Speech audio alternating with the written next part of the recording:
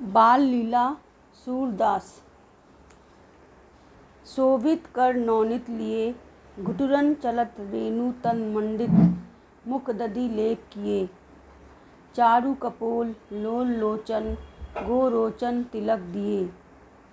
लट लटकनी मनु मत मधुप गन मादक मधुही पिए। कठुला कंठ वज्र केहरी नख राजत रुचिर हिये। धन्य सूर एको पल इहि सुख का सत कल्प जिए।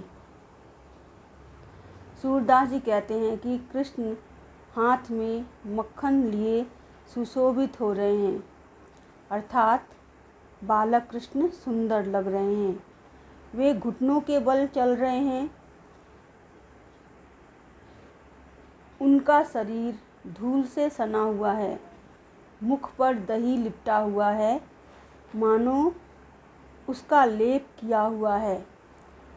धूल, मक्खन तथा दही से सने कृष्ण अत्यंत सुंदर लग रहे हैं। सूरदास जी कहते हैं कि कृष्ण के गाल बड़े सुंदर हैं, उनकी आंखें चंचल हैं और माथे पर गोरोचन का तिलक है। कृष्ण के मुख पर उनके बालों की लटें लटकी हुई हैं। घुंघरालेपन के कारण ये लटें ऐसी लग रही हैं जैसे भौरों ने मधु पी लिया हो और नशे में मस्त हो रहे हों। कवि ने कृष्ण के मुख को एक खिले हुए फूल के समान माना है, जिस पर लटों के रूप में भौरे मंडरा रहे हैं और कृष्ण के सौंदर्य रूपी रस को पीकर मस्त हो रहे हैं। सुंदर गाल, चंचल आँखें, माथे पर गोरोचन का तिलक तथा मुख पर लटकती घुंघराले बालों की लटें, ये सभी कृष्ण की छवि को अत्यंत मनोहारी बना रहे हैं। बालक कृष्ण को नज़र से बचाने के लिए उनके गले में माला पहनाई गई है, जिसे कठुला कहते हैं तथा जिसमें शेर का नाखून है, जो कि अत्यंत कठोर होता है। वह माला बालक कृष्ण के कोमल हृदय पर अत्यंत सुंदर लग रही है। सूरदास जी बालक कृष्ण के इस सुंदर और मधुर रूप का वर्णन करते हुए कहते हैं कि वह बड़ा सौभाग्यशाली है जो बालक कृष्ण के इस रूप को एक पल के लिए भी देख लेता है।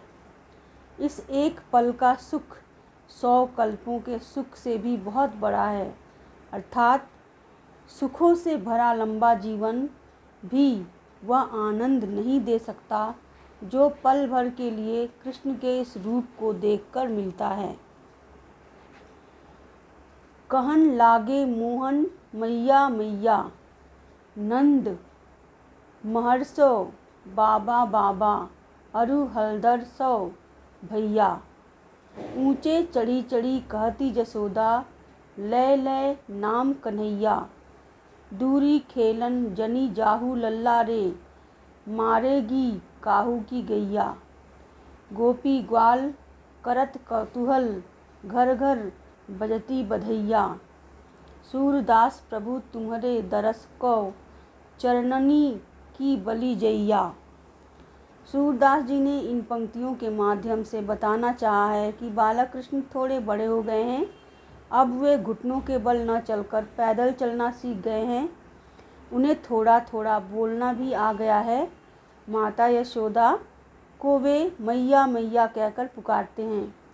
माता यशोदा को बालक कृष्ण के द्वारा बार बार मैया कहना अच्छा लगता है तथा उन्हें हर्ष की अनुभूति होती है। माँ की सारी ममता बालक कृष्ण पर उमड़ने लगती है। बालक कृष्ण नंद बाबा को बाबा बाबा कहना सीख गए हैं।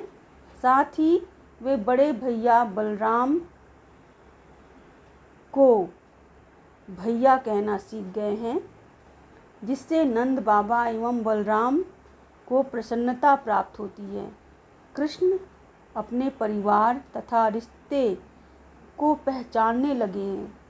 माता यशोदा ऊंचे स्थान पर चढ़कर कन्हैया को पुकारती है और उन्हें निर्देश देते हुए कहती हैं कि बेटा ज़्यादा दूर तक खेलने मत जाओ, क्योंकि किसी की भी गाय तुम्हें चोट पहुंचा सकती है।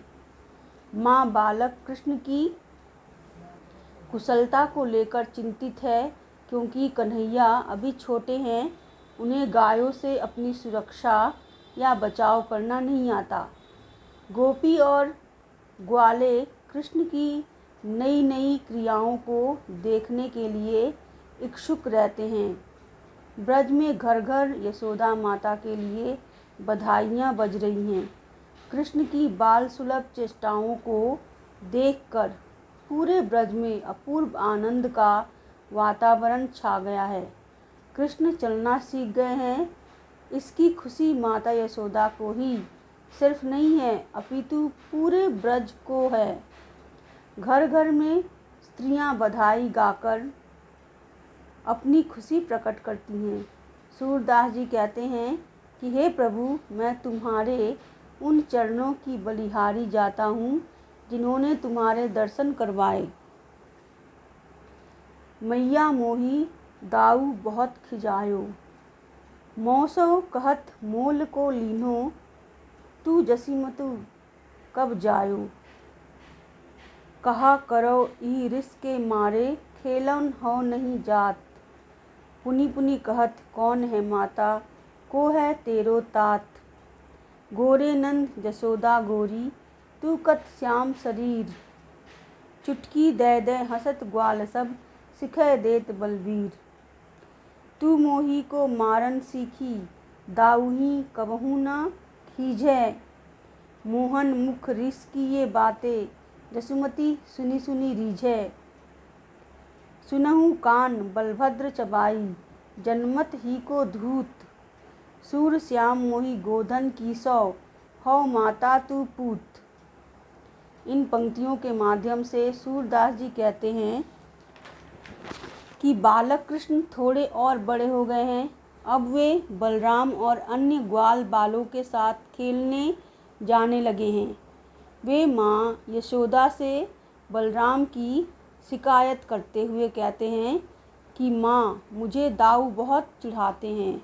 वे कहते हैं कि तुझे यशोदा माँ ने जन्म नहीं दिया है, तू तो खरीदा गया है।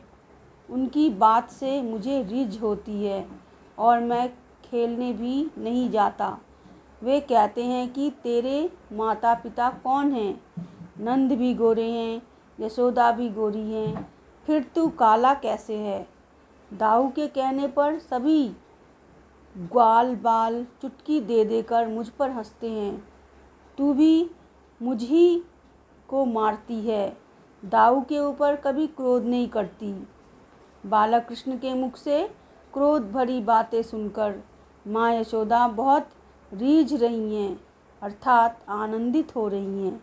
वे कहती हैं कि हे कान्हा सुनो, यह बलराम बहुत अधिक बातें करता है, वाचाल है और बचपन से ही धूर्त है।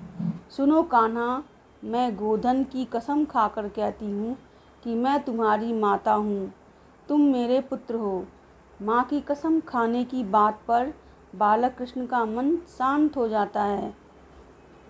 गायों के प्रति यशोदा तथा बालक कृष्ण का प्रेम भाव अपूर्व रूप से अभिव्यक्त हुआ है। इस प्रकार सूरदास ने बालक कृष्ण के बाल लीला का अत्यंत सुंदर एवं मनोहारी वर्णन किया है।